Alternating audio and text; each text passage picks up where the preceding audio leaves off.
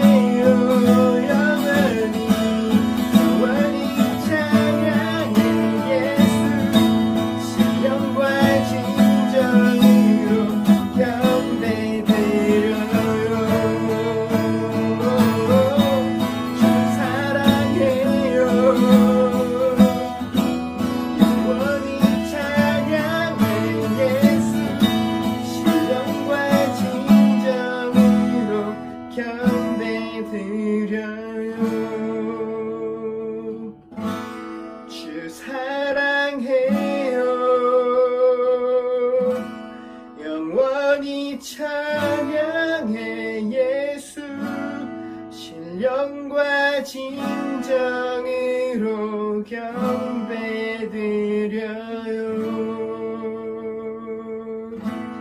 주 사랑해요. 영원히 찬양해 예수. 신령과 진정으로 경배드려요.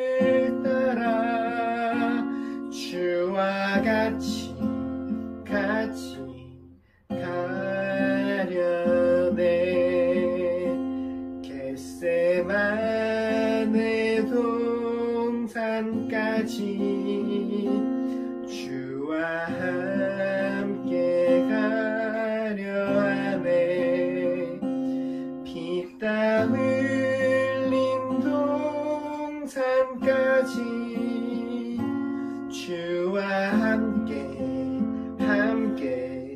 가려네. 주의 인도하심 따라 주의 인도하심 따라 어디든지 주를 따라 주와 같이 가려네. 심판하실 자리까지 주와 함께 가려 하네. 심판하실 자리까지 주와 함께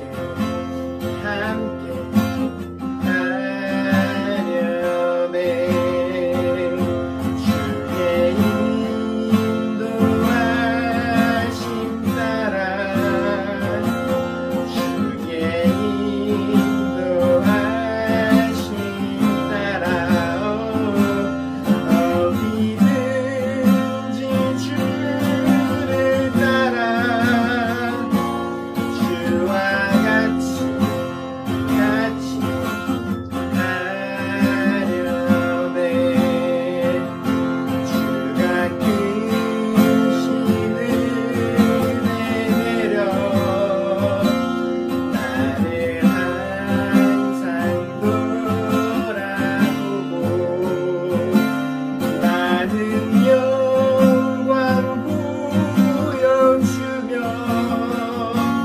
나와 함께 하시네.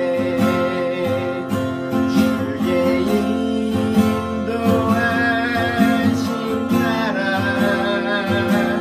주의 인도하심 따라 어디든지 주를 따라 주와 같이 주의 인도하심 따라 주의 인도하심 따라 주의 인도하심 따라 어디든지 주를 따라 주와 같이 가려네. 그리고 정말로 그 주님과 함께 걸어가시기를 소망하십니까? 주님이 부르시는 그 길은 좁은 문이고 또 좁은 길입니다. 그러나 또 한편으로는 그 주님의 사랑 안에서 우리가 참된 자유를 느낄 수 있는 길이며 우리에게 진정한 기쁨을 가져다 주는 길입니다. 지금 우리 함께 같이 기도할 때 그 영원하신 주님의 사랑에 이끌려서 우리가 그 예수님 따라서 끝까지 걸어갈 수 있는 자들 되게 해달라고 이 시간 함께 기도드리겠습니다. 사랑의 아버지 감사합니다. 주님, 우리 연약함을 봅니다. 주님, 우리 입으로는 도저히 할 수 없고 주님 또 넘어지는 모습을 봅니다. 그러나 주님의 그 크신 사랑에 우리를 부르시니 주님, 우리를 부르시는 그곳 따라서 주님, 우리가 주님을 끝까지 따라가길 소망합니다. 주님, 우리를 붙들어 주시옵소서. 주님, 두려워하는 우리에게 주님 힘을 더해 주시옵시고 능력을 더해 주시옵소서. 믿음으로 우리가 한 걸음 나아가겠습니다. 주님의 그 신뢰하는 믿음으로 우리가 한 걸음 한 걸음 나아가오니 주님, 우리 걸음을 인도해 주시고 주님의 그 사랑의 길로 인도해 주시옵소서. 주님, 우리의 삶을 인도해 주시옵소서. 주님의 영광 보게 해 주시옵소서.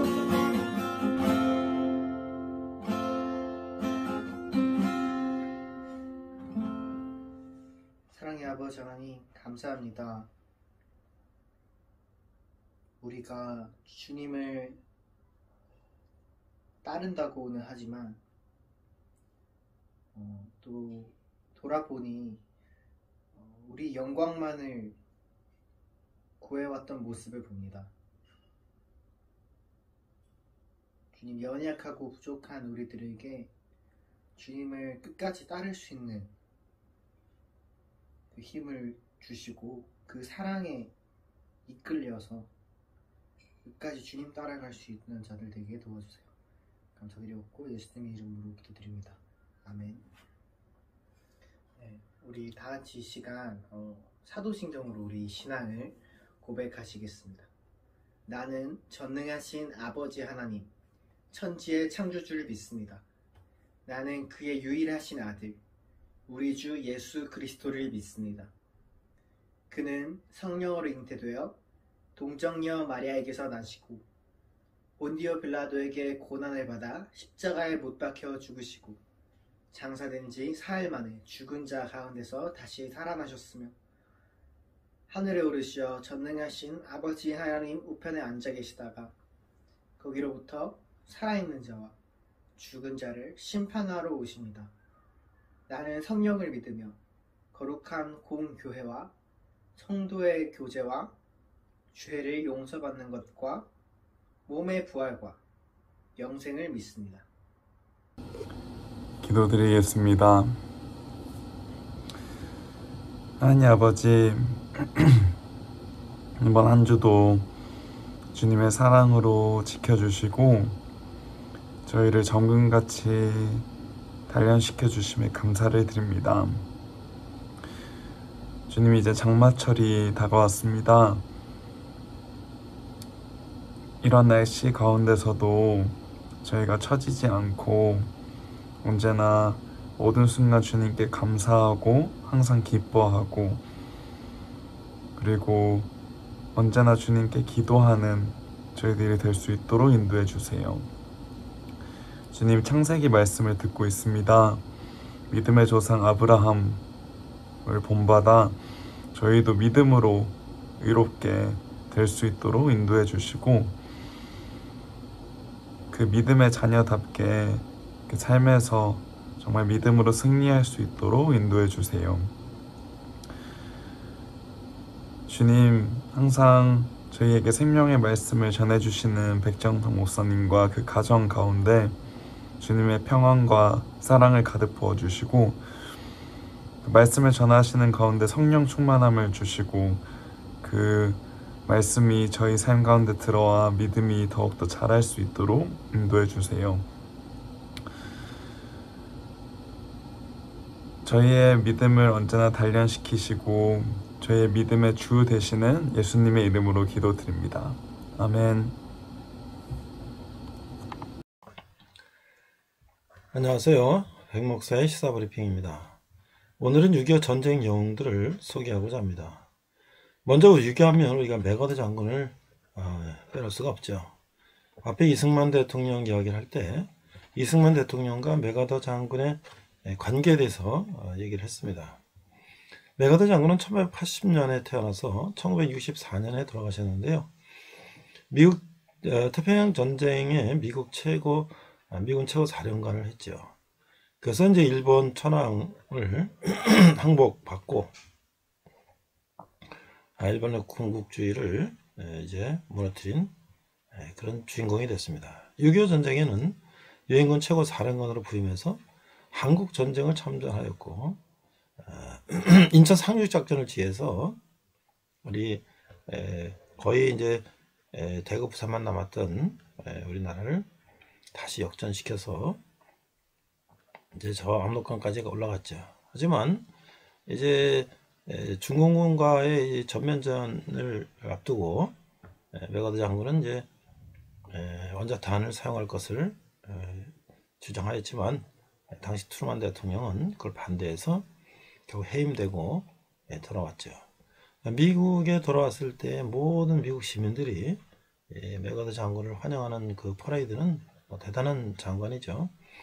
특히 이제 미국 의회에서 마지막 연설을 하는데 우리가 잘 알고 있는 노병은 죽지 않는다. 다만 사라질 뿐이다. 라는 말을 남겼죠. 우리나라의 인천 자유공원에 메가더 장군 동상이 있습니다. 메가더 장군의 인천 상륙작전을 기념하기 위한 것이었죠. 수십 년 동안 있었는데 몇 년 전에 일부 단체들이 그 메가더 장군 동상을 무너뜨리는 그런 일들을 했었죠. 참 어처구니 없는 일이죠. 우리나라를 구한 장군을 우리나라 사람들이 이념이 다르다고 은인의 동상을 무너뜨린다는 것은 참 오늘 어떻게 미국 사람들이 이 한국을 바라볼까 그런 생각이 들고 우리 스스로도 참 부끄러운 일이죠. 자, 두 번째는 이제 우리나라에 또 빼놓을 수 없는 백선엽 장군이죠. 1920년에서 2020년 우리나라 100세를 사시고 돌아가셨어요. 만주국 육군 군관학교를 졸업하시고 간도 특설대라는 이제 그 일제에 이제 그 군대에 있었단 말이죠. 그래서 이제 그걸 이제 많이 또 이제 비판을 하고 있죠. 그러나 이제 해방 이후에 조마지 선생이 비서를 하다가 공산군이 이제 들어오니까 월남을 해서 육군에 들어갔고 6.25 때는 이제 일사단장을 했고 또 이제 북한에 이제 밀려갖고 다부동 전투에서 이제 전공을 세우고 32세에 대한민국 최초의 대장 별 4개가 됐단 말이죠. 32살에 그래서 태국 무공원장과 미국 은성 무공원장을 받았다. 휴전 회담 때도 한국 측 대표로 했었고 예편에는 교통부 장관 또 대사를 역임하셨어요. 최근에 2020년에 돌아가셨는데 우리 현직 대통령이 우리 유교의 영웅을 조문을 하지 않은 참 그런 안타까운 일도 있죠. 우리나라를 6.25 전쟁의 패배에서 건진 메가더 장군, 한국의 전쟁 영웅 백선엽 장군 있는데 그분이 돌아가셨는데 거기를 현직 대통령이 안 간다는 거 참 여기에서 보면 이걸 어떻게 생각할까요? 자, 여기 사진을 제가 찾아보니까 이런 말이 있어요. 1950년 8월 20일 날 백선엽 장군이 얘기한 거예요. Look, isn't the US troop from across the globe fighting there to help us? 자, 봐라. 지금 미국 군대는 지구를 이 반대편에서 건너와서 우리를 돕기 위해서 지금 싸우고 있지 않느냐. It is a shame to say that we will abandon them and live alone. 우리가 만약 그들을 내버려 두고 그대로 알아서 살도록 내버려 둔다면 이거야말로 부끄러운 일이 아닌가. 이런 얘기를 했어요. 참 어떻게 보면 미군이 우리를 도우러 왔는데 우린 미군을 또 도와야 된다. 자, 우리가 뭐 사실 힘도 없는데 그러나 이게 바로 동맹이죠. 이게 오늘까지 우리가 지금 휴전이 유지되는 이유가 여기 있는 거 아니겠습니까? 자, 우리가 다시 한번 이런 전쟁 영웅에 대한 재평가가 있어야 될 거예요. 자, 그 다음에 우리가 이제 책에서나 봤던 그런 6.25 전쟁 영웅들이 있는데요. 벤플리트 장군이 있습니다. 이분도 100세에 돌아가셨는데 이 부자가 다 한국 참전했어요. 한국전에. 그건 1952년에 4월 4일 아들이 몰고 출격한 B-26 폭격기가 그날 해주 북한 해주 부근에서 북한군의 대공포에 맞아 실종됐다는 소식을 들었어요.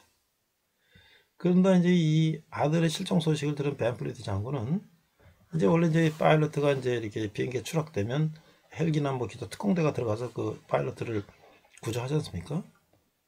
그런데 이 적진에 들어갔단 말이죠.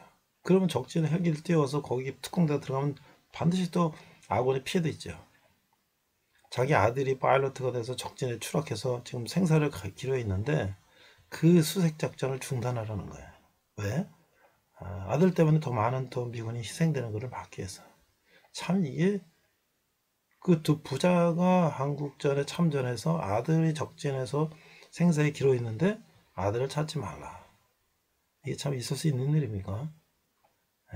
오늘날 우리가 정말 자식들을 위해서 온갖 비리나 부정을 저지르면서 자식 달려라고 하는 사람들이 소위 사회 지도층이라는 사람들이 그런 행동을 하고 있는데 이 먼 외국에서 와가지고 자기 아들이 전쟁터에서 실종 상태인데 그걸 수색하지 마라. 참 우리가 부끄럽죠. 이런 모습들을 보면. 그 다음에 이제 워크 장군 부자가 있어요. 워크 장군은 1950년 6.25 전쟁이 발발하자 미 8군 사령관으로서 인천 상륙 작전을 이제 비롯한 낙동강 전투정을 지휘했어요. 근데 이 워크 장군의 아들도 소총중대 소대장으로 참전했어요. 그래서 이제 아들 샘 워커 중위의 은성 무공훈장을 수여하려고 가다가 이 집처가 굴러가지고 불의 사고로 돌아가셨어요. 우리 저기 워커힐 호텔이 있는데 거기 워커 힐이라는 게 그 기념한 그 장소죠. 그러니까 아버지 아들이 같이 참전했고 아들이 또 소총 소대장으로 해서 그 훈장 받은 걸 아버지가 직접 주려고 가다가 아버지가 또 사망하시고 앞에 또 벤블릿 장군은 또 아들이 죽고 말이죠. 정말 미국 최고의 군인들이 이렇게 참전해서 아버지가 죽고 아들이 죽고 이런 상황이 벌어졌는데 참 우리가 이거를 어떻게 생각해야 됩니까? 이게 정말 이걸 우리가 그냥 뭐 자기네들이 알아서 와서 전쟁했다 이렇게 생각할 수 있나요? 자, 마지막은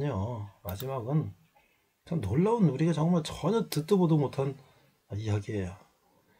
이 몽클라르 장군이라는 분이 있어요. 근데 이분은 이제 원래 그 장군이에요. 준장. 프랑스의 장군인데 이제 이분이 이제 장군은 실전에 참여하지 않잖아요.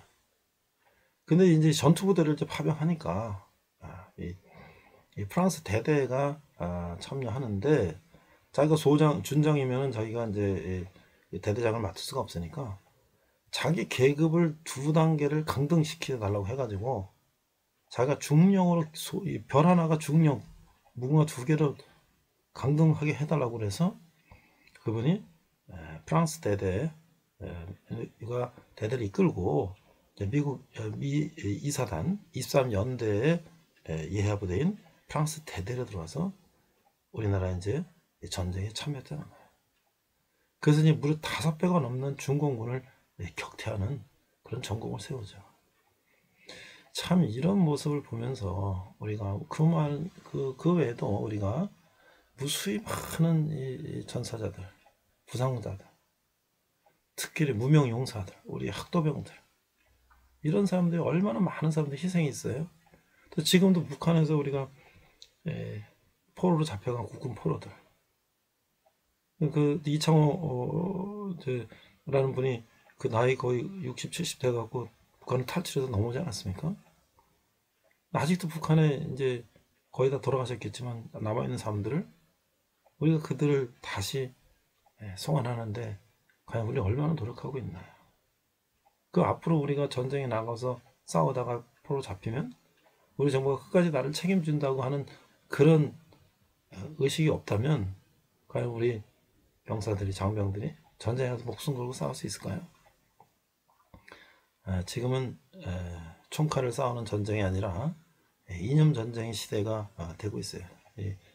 남한 내에서도. 근데 우리가 정말 우리 크리스찬들은 무슨 생각을 하고 어떻게 한국전을 바라봐야 되는가 다시 한번 생각해보는 시간이었습니다. 이상 평목사의 시사브리핑 6.25 전쟁 영웅이었습니다. 자, 이번 시간은 우리가 모세오경 2번째 시간으로서 아브라함에 대해서 우리가 나눠보도록 하겠습니다. 창세기 12장에서 23장까지 말씀인데요. 자, 오늘 본문은 창세기 12장 1절로 3절 말씀입니다. 우리 영어와 한글로 같이 한번 읽어보도록 하겠습니다. 여호와께서 아브라함에게 이르시다 라는 소제목이 있는데요. 12장 1절 여호와께서 아브라함에게 이르시되 너는 너희 고향과 친척과 아버지 집을 떠나 내가 네게 보여줄 땅으로 가라. 2절 내가 너로 큰 민족을 이루고 네게 복을 주어 내 이름을 창대케 하리니 너는 복이 될지라. 3절 너를 축복하는 자에게는 내가 복을 내리고 너를 저주하는 자에게는 내가 저주하리니 땅의 모든 족속이 너로 말미암아 번거로워질 것이라 하신지라. NASB 성경에는 이렇게 되어 있습니다. 자막을 보고 같이 보도록 하겠습니다. 12장 1절 Now the Lord said to Abram, Go forth from your country and from your relatives and from your father's house to the land which I will show you. 2절 And I will make you a great nation, and I will bless you, and make your name great, and so you shall be a blessing. 이렇게 돼 있어요. 3절 보니까 And I will bless those who bless you, and the one who curse you, I will curse. And in all the families of the earth shall be blessed. 이렇게 돼 있어요. 자, 이게 어려운 문장은 아닌 것 같아요. 우리가 영한 대학을 이렇게 보니까. 자, 그런데 첫 번째, 갈대아 우르를 떠나게 된 하나님의 의도는 뭘까? 이 거룩함, 구별됨을 위해서 떠나게 되는 영성이다. 이런 거예요. 그 우리가 앞서 읽은 것처럼 여기서 아브라함에게 이르시되 너는 너의 고향 친척과 아버지를 떠나 내가 내게 보여줄 땅으로 가라. 내가 너로 큰 민족을 이루고 내게 복을 주어 내 이름을 창대케 하리니 너는 복이 되리라. 자, 이게 출애굽기 12장 40절과 열왕기상 6장 1절을 근거로 해서 아브라함이 하나님의 부름을 받고 가나안 땅으로 들어가던 때는 나이가 75세 정도. BC 2091년 정도.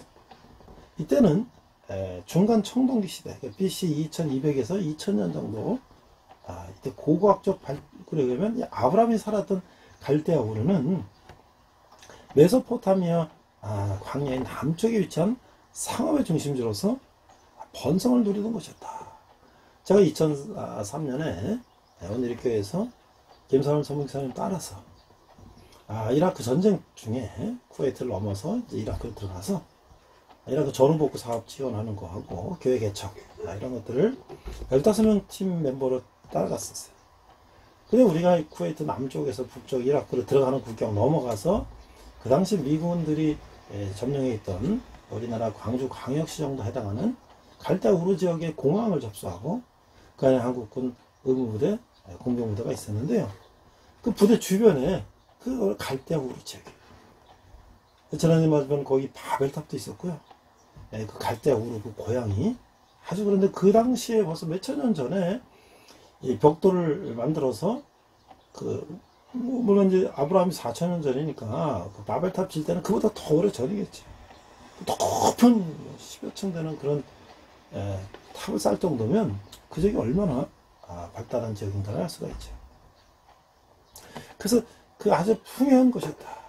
근데 그것은 월신, 나나, 달의 신을 섬기는 신전이 많이 있었다라고 해요. 그래서 아브라함이 하나님의 부르심을 받은 그 아브라함은 그 부유하고 안락한 삶을 살고 있었다.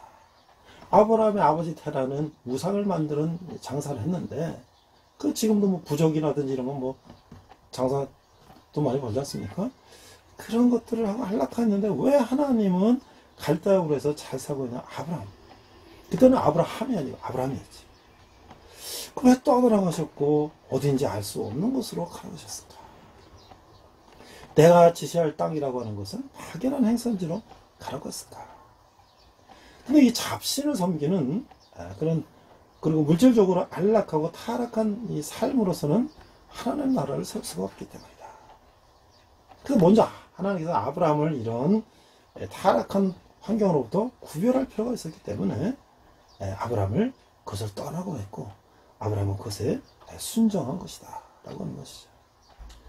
하나님은 아브라함이 큰 민족을 이루고 복이 근원이 된다는 언약을 주셨어요. 아브라함의 후손이 하나님 나라를 이어가는 후사가 된다는 것이죠. 이때는 대략 BC 2100년 정도인데 갈대아 지방, 이 바벨론, 나중에 이라크 땅이 되는 거죠. 이게 바벨론 이름이. 때로는 아수르라고 하는 이 민족들이 살고 있었어요. 근데 이 갈대아, 즉 세상 나라와 구별하라고 하는 것이죠. 하나님의 왕이 되신 하나님 나라는 세상에 젖어 있는 상태로는 안 된다고 하는 것이 하나님의 강한 메시지라고 하는 것이죠. 하나님의 나라를 이루기 위해서는 반드시 하나님께 순종해야 하고 그러기 위해서 세상에서 떠나야 한다고 하는 것이죠. 아브라함이 가게 될 가나안은 결코 갈대아 우르 지방보다 더 살기 좋은 지역이 아니었다고 하는 거예요. 오히려 기근이 기다리고 있었다는 거죠. 그리고 나중에 이스라엘 백성이 출애굽해서 돌아갈 땅 역시 가나안 땅이었는데 그 땅은 애굽보다 살기 좋은 땅이 아니었던 것이죠. 가나안 땅은 결코 젖과 꿀이는 땅이 아니었다는 거예요. 오히려 땅은 척박하고 주변 정세는 늘 불안한 땅이었고 문화적으로는 이방신의 종교가 특실거리는 땅이라는 것이죠. 하나님 왜 이런 땅을 택했을까요? 그것은 하나님은 온전히 의지하고 순종하는 법을 훈련시키기 위함이라고 하는 것이죠. 그것이 바로 하나님 나라를 위해 순종의 삶을 살도록 구별하는 삶이었고 그것이 성경이 말하는 거룩한 삶이라고 하는 것이죠. 이 젖과 꿀이는 땅이 아니기 때문에 어떻게 거기서 젖소와 기르고 벌꿀을 치고 이렇게 해야 되는 것이죠. 그래서 그것을 하나님께 순종하면서 하나님만 의지하면서 그것을 이제 바꾸어 나가는 행동이 필요한 땅이라고 하는 것이죠. 자, 이사야서 43장 18절에 19절을 보니까 18절 너희는 이전 일을 기억하지 말며 옛날 일을 생각하지 말라. 19절 보라 내가 새 일을 행하려니 이제 나타날 것이라 너희가 그것을 알지 못하겠느냐. 반드시 내가 광야의 길을 사막의 강을 내리라. 이 아브라함은 하나님의 약속을 믿는 정도가 아니라 마치 그대로 이루어진 것처럼 행동을 했다고 하는 것이죠. 그는 하란을 거쳐 가나안 땅에 들어갔고 마침내 가나안에 도착한 이 아브라함은 두 가지 상반되는 일을 하는 것이죠. 자, 그게 무엇인가? 첫째, 그는 세겜에 도착해서 제일 먼저 하나님을 위해서 단을 쌓고 하나님께 예배를 드렸어요. 여기까지가 바로 이 순종의 아브라함이죠. 그런데 이 기근이라고 하는 시련이 오니까 하나님을 의지하지 못하고 애굽으로 그 기근을 피하려 내려갔어요. 자기가 당한 문제를 자기가 해결해 보려는 자기 중심성의 발동이라고 하는 거죠. 이것은 곧 불순종을 말하고 자기 중심성의 아브라함은 애굽에서 또 다른 위기를 모면하려고 아내를 누이라고 속이는 실수를 저지르고 말았죠. 이 성경은 애굽의 의미를 다음같이 설명하고 있습니다. 이사야 31장 1절 상반절을 보니까 도움을 구하려 애굽으로 내려가는 자들은 화 있을진저 그들은 말을 의지하며 병거의 많음과 마병의 심히 강함을 의지하고 이스라엘의 거룩하신 이를 앙모하지 아니하며 여호와를 구하지 아니하나니 2절 여호와께서도 지혜로우신즉 재앙을 내리실 것이라. 자, 이게 결국 이 일은 하나님의 계획을 수포로 돌아가게 할 수 있는 그런 사건이었다는 거예요. 두 번째 보니까 소돔과 고모라의 멸망 사건을 볼 수가 있죠. 의인 10명으로 이 중보기도하는 아브라함은 이 순간 하나님의 동역자로서의 역할을 감당하고 있는 것이죠. 우리가 기도할 때보다 언약의 하나님께 더 가까이 나갈 수 있는 순간은 없다고 하는 것이죠. 하나님 우리가 기도할 때 특히 중보기도를 드릴 때 세계를 다스리는 일에 우리를 참여자로 삼으신다고 하는 것이에요. 의인 10명은 무엇을 말하는 것이죠? 이 의인은 그 시대 하나님의 대리자로서 그 시대의 고통을 안고 하나님께 중보하면서 나아가는 자를 의미한다고 생각하는 거예요. 그런 자의 수가 하나님이 최소한 만족할 만큼 존재할 때 세상에 대한 하나님의 진노는 미뤄진다는 것이 소돔과 고모라의 교훈일 것이라는 거예요. 악인 10명이 이 사회를 구할 최소 규모의 공동체라고 할 때 과연 오늘의 교회 공동체 안에 이 세상의 타락된 모습을 개혁할 의인 10명이 있습니까? 육신적 안목의 소유자 롯은 소돔과 고모라의 심판의 결과로 몰락하고 마는 것이에요. 모압과 암몬의 조상이 되고 성경의 백성에서 퇴출되는 것이에요. 롯의 두 딸이 술취해 잠든 아버지의 잠자리에 들어가서 나온 후손이 모압 족속과 암몬 족속 아니겠습니까? 이 세 번째는 아브라함의 실수를 우리가 또 이야기할 수가 있어요. 아브라함은 믿음의 조상이라는 칭호를 받기에 전혀 부족함이 없는 자이지만 그도 인간이기 때문에 연약함으로 인해 많은 실수를 저질렀다고 하는 것이죠.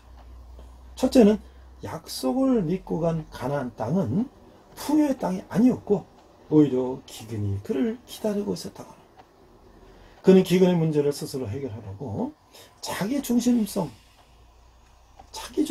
생각으로 애굽으로 내려가는 거예요. 하나님을 의지하지 못한 실수이고 그런 실수는 또 다른 실수로 이어지고 있는 거예요. 애굽에서 자기들이 안전 문제를 스스로 해결하고 이 한 꾀를 생각하는 것이 자기 아내를 누이라고 속이는 발상이었어요.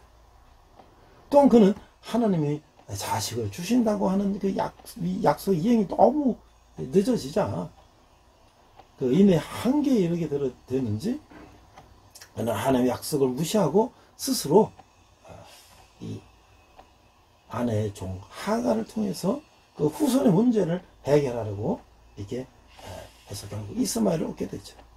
바로 이런 것이 우리 인간의 생각이에요. 이런 인간의 생각이 비극을 만들어내는 것이죠.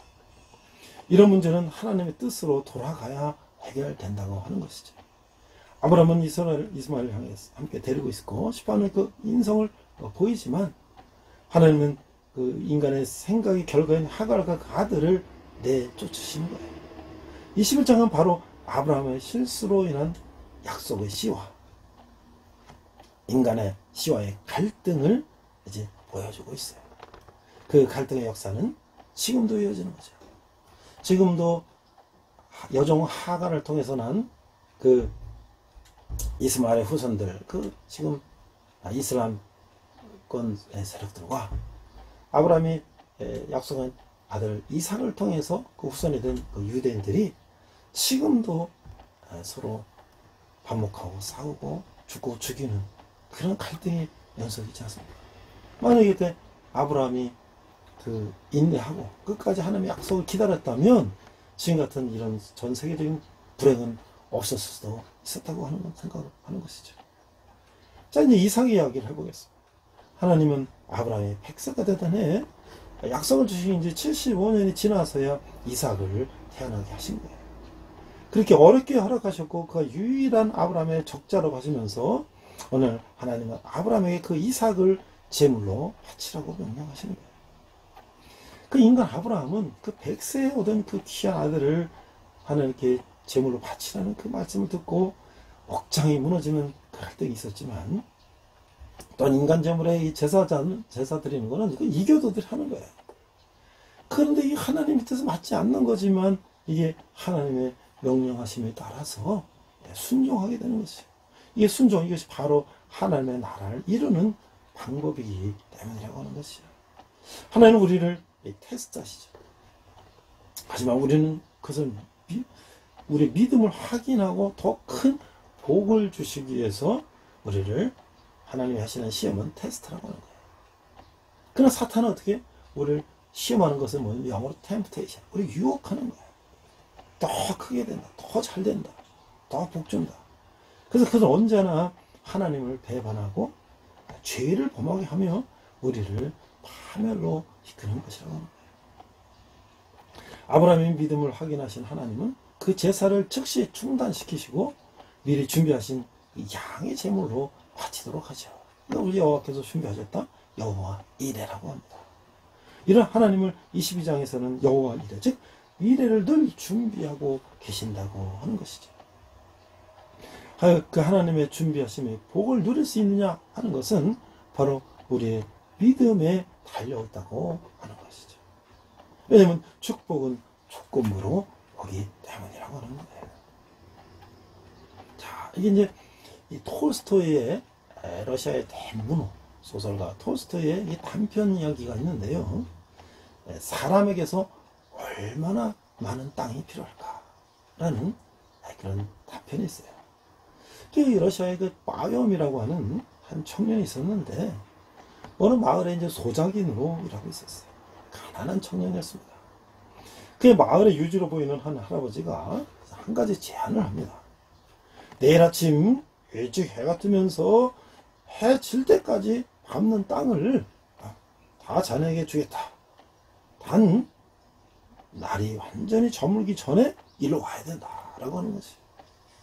자, 아염은요 너무 신이 나서 하루 종일 멀리까지 땅을 밟고 갔어요. 왜? 많이 밟을수록 그게 자기 땅이 되는 겁니다. 너무나 신이 나 나머지 해지기 전에 돌아간다는 걸 잊어버렸어요. 그 멀리 갔어요. 근데 아차 이제 해가 저물 때가 되니까 해가 저물기 전에 내가 그 할아버지 지주인한테 가야 되지. 그래서 그때부터 이제 거의 늦어서 이미 해지기 전까지 가기는 어렵지만 그래도 그 욕심에 죽을 힘을 내서 마을로 뛰어갔어요. 그래서 결국 그 해지기 전에 마을에 먼 거리를 달려가지고 왔지만 그는 결국 숨이 차서 그 자리에 쓰러져 죽고 말았다고 하는 것이에요. 그 마을의 유지는 그에게 묻힐 땅 한 평을 주었다는 거예요. 그가 아마 그 많은 거리를 간 것이 수천 평, 수만 평일 수도 있어요. 그러나 결국 그가 묻힐 땅은 한 평이라고 하는 것이에요. 얼마나 인간의 욕심이 허망하다는 것을 알 수가 있죠. 제가 앞서 말씀드린 것처럼 2000년 초에 갈대 우르를 제가 갔었는데 그때 저는 이제 기업에서 교육팀장하고 또 교육 전문기관에 가서 대학대학 교육팀장하고 그 당시 2000년 우리나라 IMF 구호조정할 때 김대중 대통령이 미국의 제너럴 일렉트릭의 잭 웰치 회장을 초청해서 강연을 하는 것을 제가 경영자국 팀장으로 하얏트 호텔에서 기업인 정재계 인사들 한 600명 모시고 제가 그 잭 웰치 회장 연설에도 진행하고 그랬어요. 자, 그런데 이제 제가 대학에서 강의를 해야 되는데 그런 교육 전문기관에서는 그게 허락되지 않아서 저도 이제 다른 더 조그만 교육기관을 옮겨서 대학 강의를 병행할 수 있는 이제 조건으로 옮기고 있었는데 제 대학 후배가 하나 있었어요. 똑똑한 친구인데 건강이 안 좋아서 놀고 있었어요. 대기업에 있었다가 그래서 어느 날 이제 알게 됐는데 그 친구를 제가 또 교육기관을 소개해서 또 잘하고 있었어요. 근데 그 친구가 이제 나중에 저에게 같이 창업을 하자 교육기관에. 그래서 후배가 아주 교육사업에 저보다 먼저 나와서 잘하고 있었고 해서 제가 도와주는 쪽도 해서 같이 창업을 했어요. 2,500만 원씩 이제 주식을 저는 이제 창업 작업을 해가지고 시작을 했는데 저는 뭐 그 당시에 이제 구조적 관계 논문도 박사학위 논문도 쓰고 기업에서 강의도 하고 있기 때문에 대기업에 가서 한 달씩 제가 강의 몇 천만 원씩 제 강의 수입을 다 회사에다가 넣고 뭐 몇백만 원도 안 되는 장월급을 받고 이렇게 처음 시작을 했어요. 그래서 우리 밑에 이제 또 직원도 몇 명 데리고 하는데 근데 이 후배가 갈수록 배신하는 거예요. 여러 가지 모습으로 배신합니다.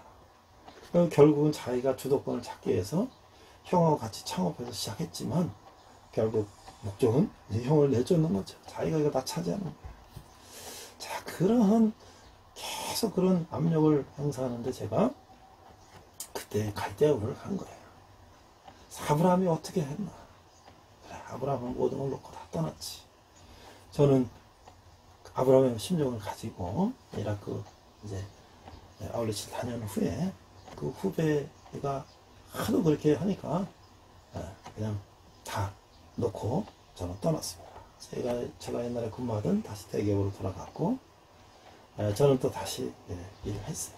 아마 그 교육기관을 지금까지 계속 운영했으면 우리가 상당히 큰 교육기관이 됐었고 지금까지 아주 잘하고 있었을 거예요. 그러나 혼자 욕심을 부리고 나를 내쫓고 난 그 후배는 결국은 건강 이상으로 죽고 말았어요. 그 회사도 다 파산이 됐죠. 그러니까 우리가 얼마나 인간의 욕심이라는 게 그 친구는 믿지 않는 친구였지만 그 욕심이 얼마나 허망한 결과를 나타냅니까? 그 당시 같이 더불어서 했으면 자기도 건강을 유지하고 그 친구는 몸이 아프기 때문에 내부적으로 회계나 이런 마케팅도 하고 전 나가서 외부 활동하고 영업하고 강의하고 했는데 정말 안타까운 일이죠.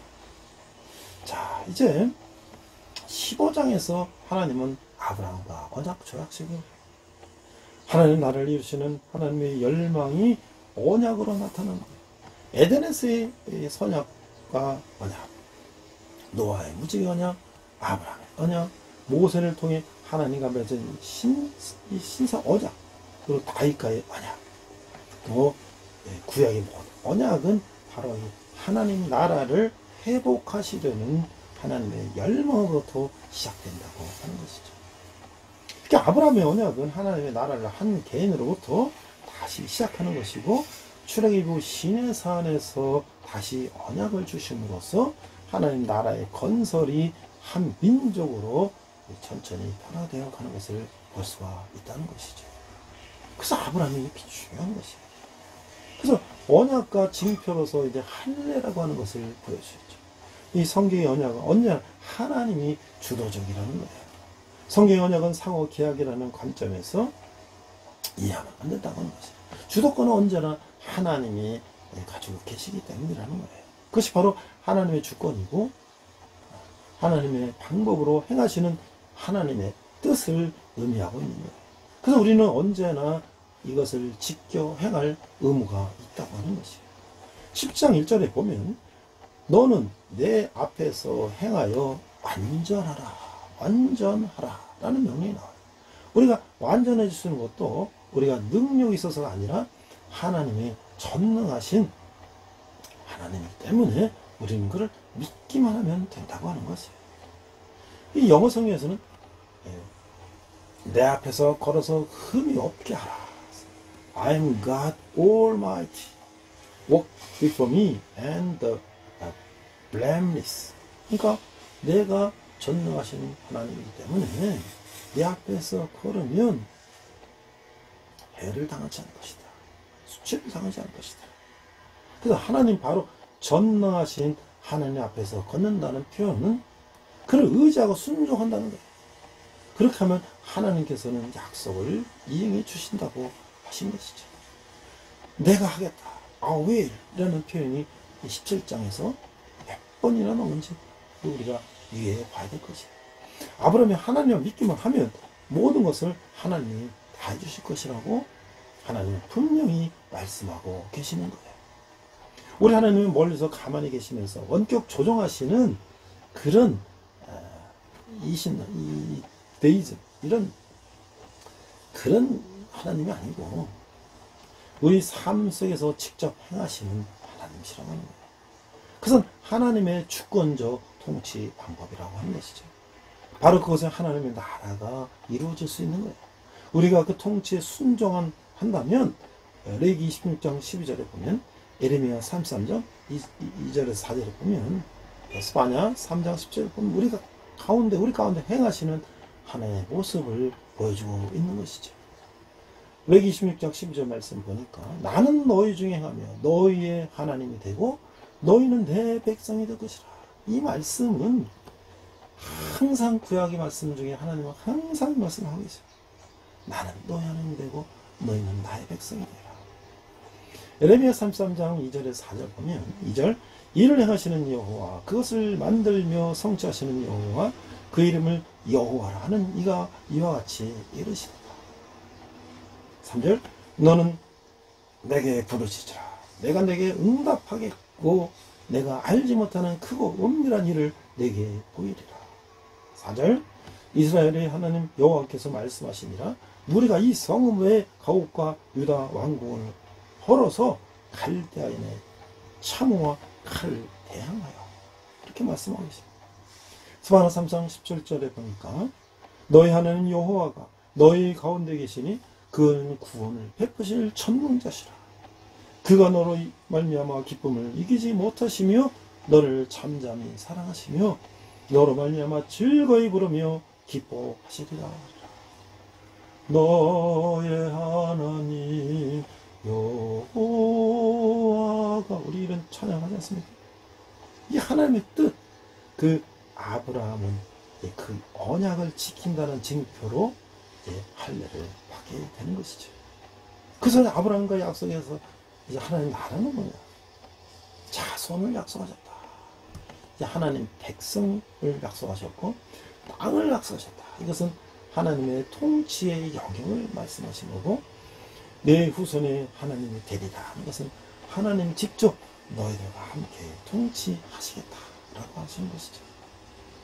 창세기 17장 7절에서 8절을 보니까 7절, 내가 내 언약을 나와 너 및 네 대대 후손 사이에 세워서 영원한 언약을 삼고 너와 네 후손의 하나님이 되리라.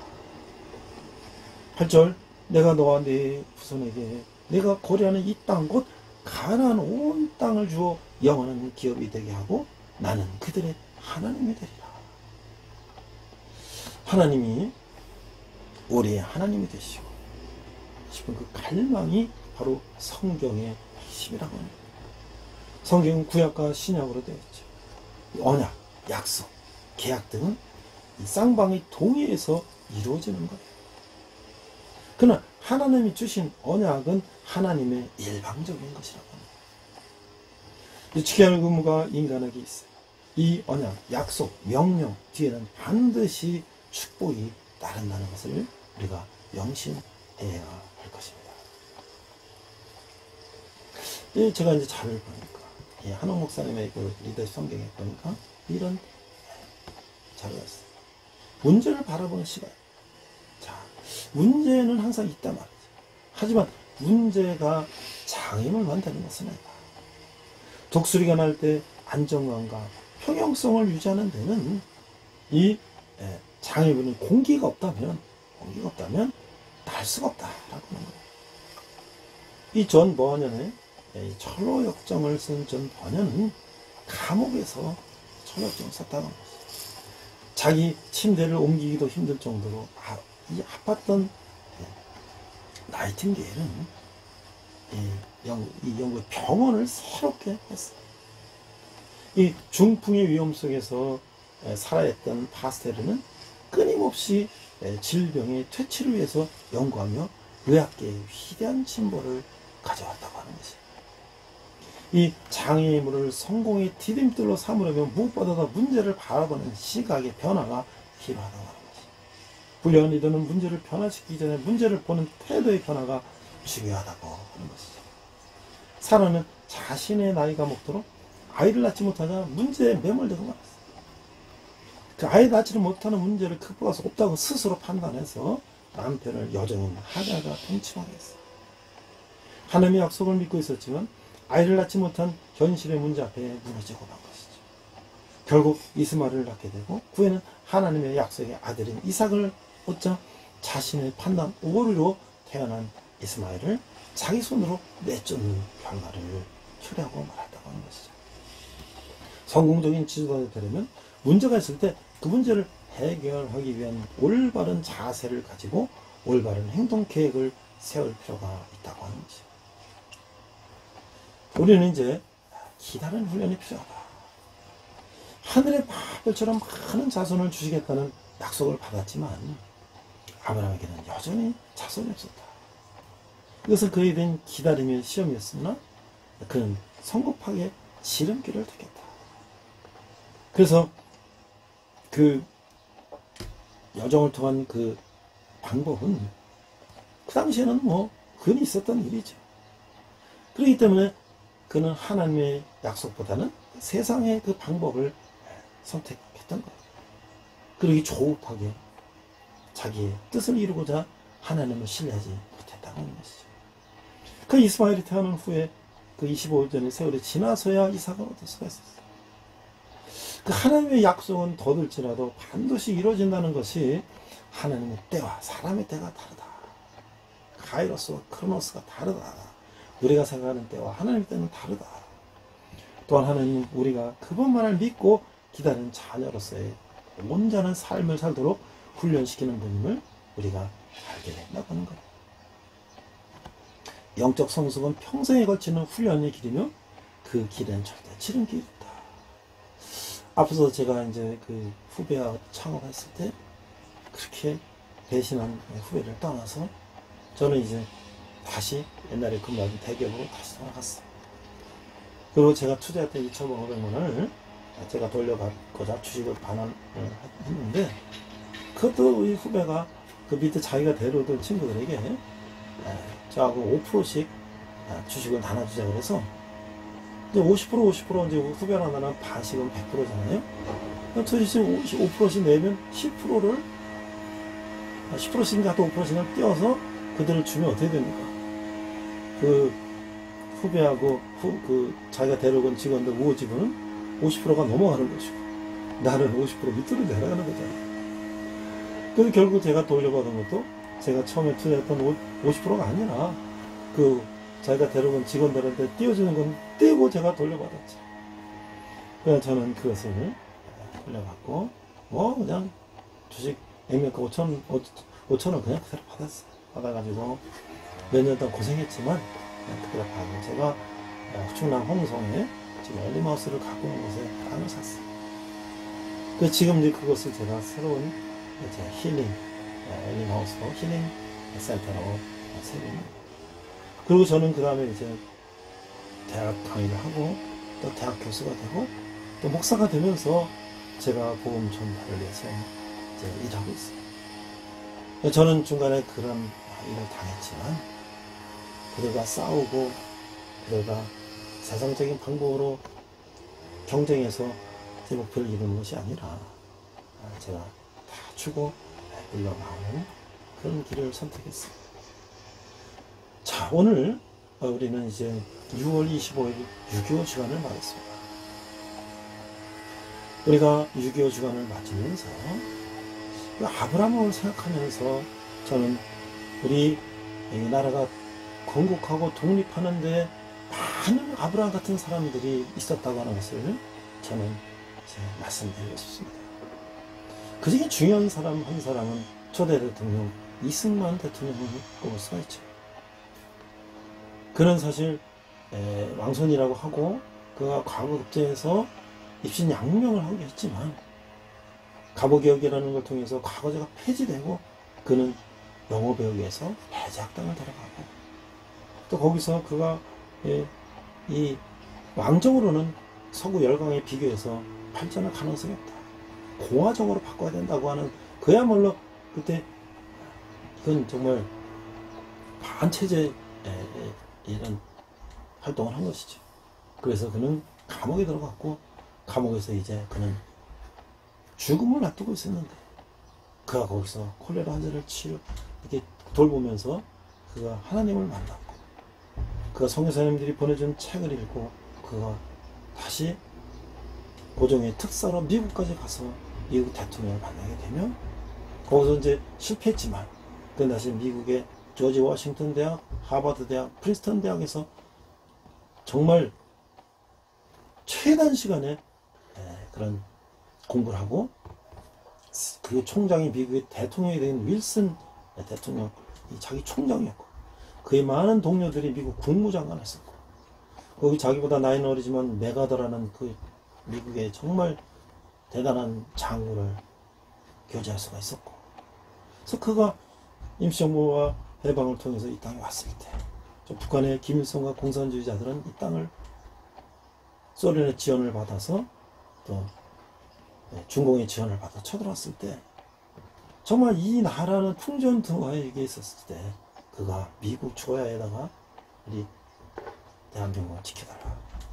또 자기가 교제를 했던 그 젊은 장교 메가더 장군이 2차 세계대전에 영웅이 돼서 원수가 되어서 그가 직접 와서 이 나라를 돕고 인천 상륙작전을 통해서 이 나라가 다시 북진하고 이 완전 통일을 눈앞에 둔 그런 상황 속에서 중공군의 개입으로 결국 우리가 휴전을 했지만 우리는 이승만 대통령의 이제 부정선거 3.15 부정선거 이런 걸 가지고 얘기하는데 물론 그것도 잘못한 것이지만 그가 우리 이 민족에게 기여한 것을 생각하면 이 얼마나 대단한 일인가. 그가 만약에 그 1년만 먼저 과거 시험을 합격해서 조선의 대신으로 있었으면 과연 그가 미국을 유학 갈 수가 있었고 감옥을 갈 수가 있었고 메가더나 윌슨 대통령이나 미국의 국무장관이나 이런 사람들을 만날 수 있었을까. 그는 역시 조선의 관리 중에 한 명으로 끝나지 않았을까.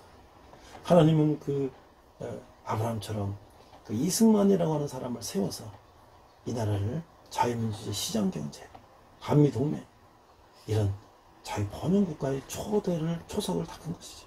그는 초등학교 의무교육을 주지. 사실 그때 뭐 먹고 살기도 힘든데 아이들 집에서 일 시키고 농사 시키지 누가 아이들 학교 보내겠습니까? 그러나 그걸 강제적으로 아이들 학교 보내게 하고 토지 무상 분배를 통해 유상 분배죠. 유상물소 유상 분배. 그래서 토지를 다 소작인들에게 나눠줬을 때 그들이 이제 중산층으로 발전할 수가 있었고 그들이 자식들을 대학을 보낼 수가 있었고 그것이 7, 80년대에 이 나라가 경제 부흥하는데 중요한 역할을 하게 됐다. 또 저는 이제 백선엽 장군 같은 사람들도 그 젊은 나이에 사성장군이 돼서 이 다부동 전투, 낙동강전선에서 거의 이제 우리가 이제 거기서 끝나면 이제 부산까지 밀려나가면 완전 적화 통일이 되는 그런 절체절명의 시대에서 그 젊은 장군이 말이죠. 이 나라를 위해서 미군과 연합해서 북한 공산당을 무찌른 그런 위대한 장군도 있었고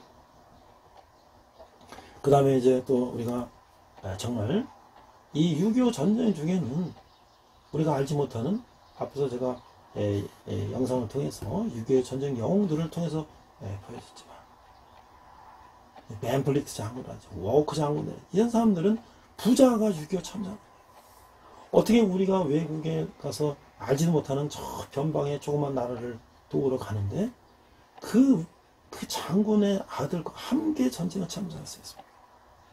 지금 우리는 조그만 건설이 있다가 조그만 돈이 있다고 합니다. 자식들 상할까봐 군대 한 번 내고 뭐 여러 가지 방법으로 그걸 기피하고 또 군대에서 그 계율을 무너뜨리고 그 자기 자식을 챙기는 그런 사람들이 소위 우리가 정치인들, 정치계 위정자들, 사회 지도층이라고 하는 부끄러운 모습을 우리가 보고 있는데 그들은 자기 아들과 함께 전쟁에 참여해서 본인이 죽거나 자식들이 전사하거나 이런 사람들을 보고 있다는 것이죠. 제가 지금 마지막으로 가장 그 기억에 남는 장군은 이 프랑스의 장군. 그는 사실 장군인데 이 대대장급으로 전투부대를 이끌기 위해서 프랑스는 대대를 파병했기 때문에 장군이 자기 계급을 강등시켜서 장군에서 영관급 장교로 강등을 시켜서 대대병력을 이끌고 미군 이 연대 예하에 대대급으로 참전해서 6.25 참전에 우리를 도왔다고 합니다.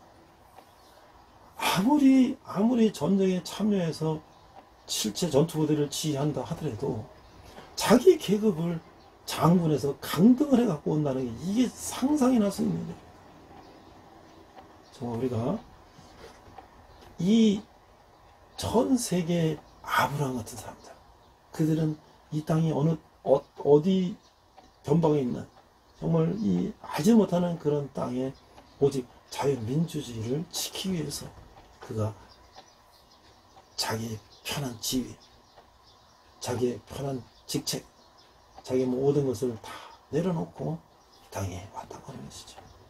그래서 그들의 노력 덕분에 이 나라는 이제 휴전된 상태에 반 남았지만 세계 거의 꼴찌의 국가에서 70년은 만에 세계 10위권, 이제는 한 7위권에 가까운 경제 대국이 됐다고 하는 것은 이건 정말 그들의 많은 사람들은 크리스찬이고 또 이 땅에서 함께 그들과 동행했던 많은 사람들이 크리스찬이에요. 특별히 하나님의 축복을 받은 땅이 아닌가. 그래서 우리가 남은 목표는 무엇인가? 우리가 그들에게 복음의 빚진 것을 갚는 우리가 되어야 될 것입니다. 기도하겠습니다. 하나님 아버지의 은혜를 감사합니다. 오늘 아브라함은 갈 바를 알지 못했지만 하나님의 명하신 걸 가고 그가 믿음의 초상이 되고 축복을 받았습니다. 우리도 인생길 가운데 우리가 갈 바를 알지 못하지만 하나님께 묻고 하나님께 가라는 것을 가는 우리들 되게 하여 주시옵소서. 감사드리며 예수님 이름으로 기도했습니다. 아멘. 시간 내게 있는 모든 것을 찬양하시면서 함께 헌금하시겠습니다.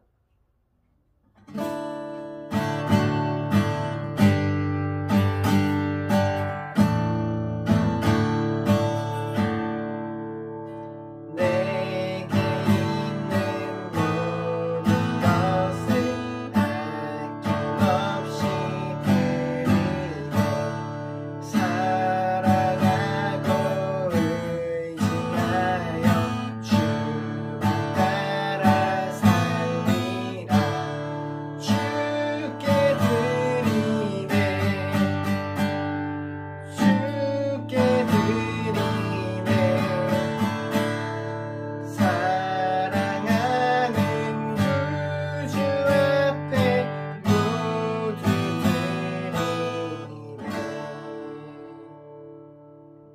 네, 이제 본격적으로 이제 여름 장마가 시작된 것 같습니다. 우리 대학은 이제 방학이 됐어요.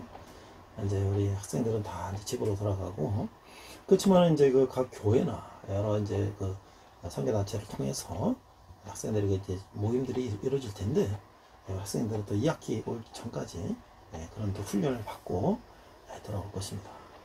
이 군대는 말이죠. 지난 6월 23, 4, 22, 3, 4 구송회라고 하는 것이 사실 매년 이제 6.25를 앞두고 오살리 치자실 그 기도원에서 전군에서 이 장병, 기독 장병들이 말이죠. 뭐 1만, 2만 명이 모여서 함께 기도하고 뜨겁게 하는 그런 행사가 쭉 해왔었는데, 이 코로나로 2년간 좀 못했어요.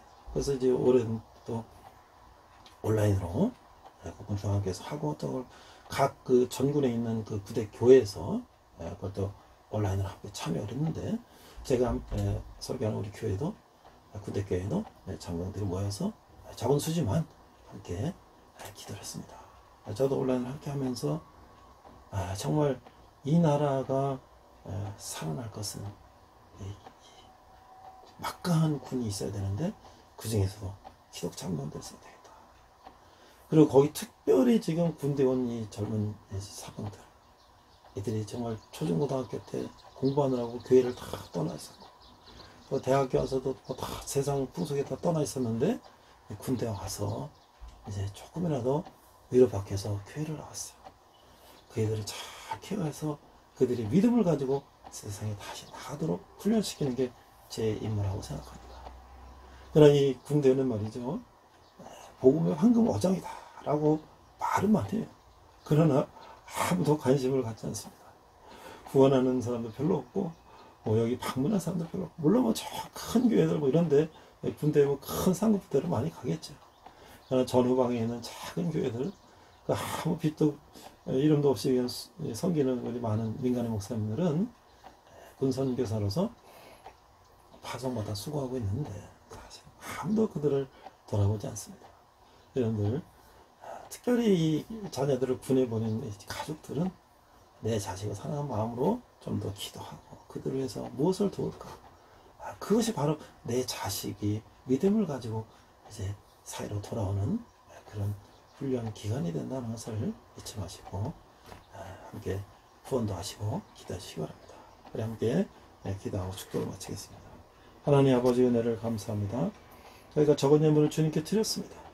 이 예물이 쓰이는 것마다 주님의 영광이 나타나게 하시고, 특별히 젊은이들이 주님께 돌아오는데 귀하게 사용되게 하여 주시옵소서. 지금은 우리 주 예수 그리스도의 은혜와 하나님 아버지의 극전하신 사랑과 성령님의 감화감동 역사하심이, 갈 바를 알지 못했으나 아브라함은 하나님의 뜻을 따라 순종하며 하나님 뜻을 따라 믿음의 초상이 된 것처럼, 우리도 인생길 동안에 갈 바를 알지 못하나 오늘은 하나님께 뜻을 묻고 하나님 뜻대로 행하기를 다짐하는 온라인 예배를 드리는 성도들 위해, 열방의 백성들과 선교사님들이 특별히 북한에서 고통받는 북한 동포들 위해 지금부터 영원토록 함께 하시기를 간절히 축원합니다. 아멘. 우리 선한 능력으로 찬양하시면서 한 주간 승리하시기 바랍니다. 우리 이 시간 선한 능력으로 함께 찬양하시면서 결단의 시간 갖겠습니다.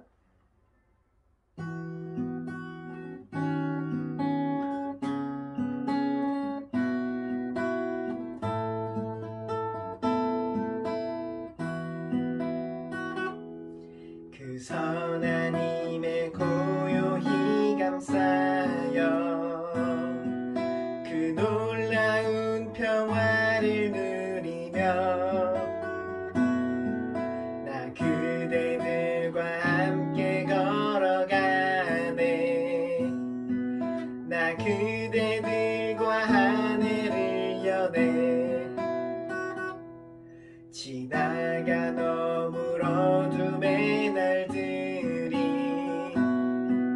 무겁게 내 영혼 짓눌러도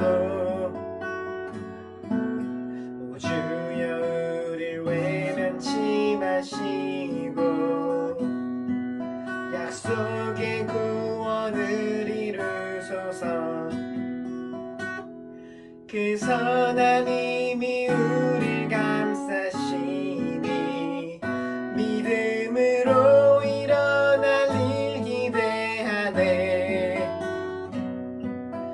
주 언제나 우리와 함께 계셔 하루 또 하루가 늘 새로워 주께서 밝히신 작은 촛불이 어둠을 헤치고 타오르네 그 빛에 우리 모두 하나 되어 온누리에 비추게 하소서 그 선하님이 우릴 감싸시니 믿음으로 일어나리 기대하네 주 언제나 우리와 함께 계셔 하루 또 하루가 늘 새로워 이 고요함이 깊이 번져갈 때 저 가슴 벅찬 노래 들리네 다시 하나가 되게 이끄소서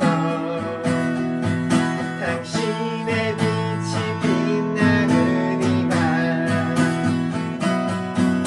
그 선하님이 우릴 감싸시니 믿음으로 일어나리 기대하네